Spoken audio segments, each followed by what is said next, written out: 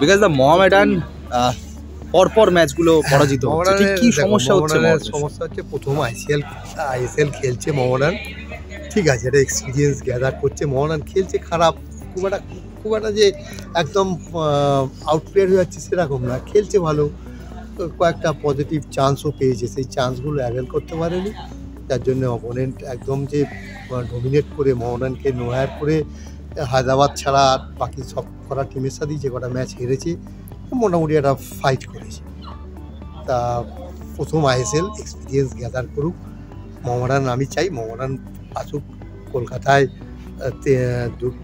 2 প্রধান ছিল, 3 প্রধান এসে গেছে আইএসএলে, এবং আমি চাই মোহামেডান আগামী দিনে মোহামেডানের সাফল্য চাই, কারণ বাংলার হয়েছে মোহামেডান প্রতিনিধিত্ব করছে, সুতরাং আমরা গর্বিত।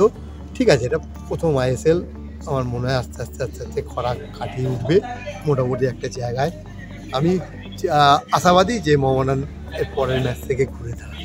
কোচকে সবাই দোষারোপ করছে, কোচ বদলের একটা সুর উঠেছে, এই প্রসঙ্গে তোমার মতামত? প্রথম বছর ইস্ট বেঙ্গলের মতন একটা কিছু, প্রথম বছর আইএসএল এর কোচ চেঞ্জ হলে মেবি হতেই পারে, ইস্ট বেঙ্গল পুরো পাল্টে গেছে কোচ বদলের পরে দেখি। হ্যাঁ, কোনো সময় কোচ বদলে পাল্টায়, কোনো সময় পাল্টায় না। কোচ হচ্ছে রিফ্লেক্টেড গ্লোরি, প্লেয়ারের আলোয় কোচ আলোকিত। If you player played good football, coach is good. Played bad football, coach কখনো ব্যাড না ফুটবলার মাঝে। এই কোচ সবসময় খারাপ, ফুটবলাররা খুব ভালো, এটা সবসময় একটা সারা পৃথিবীতেই এই রীতিনীতি আছে।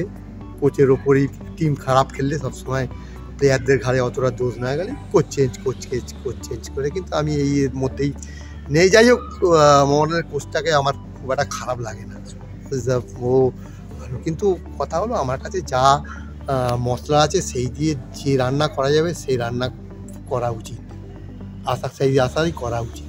আমি যদি চচ্চড়ির মশলা দিয়ে বিরিয়ানি বানাতে যাই, সেরকম রান্না হোক।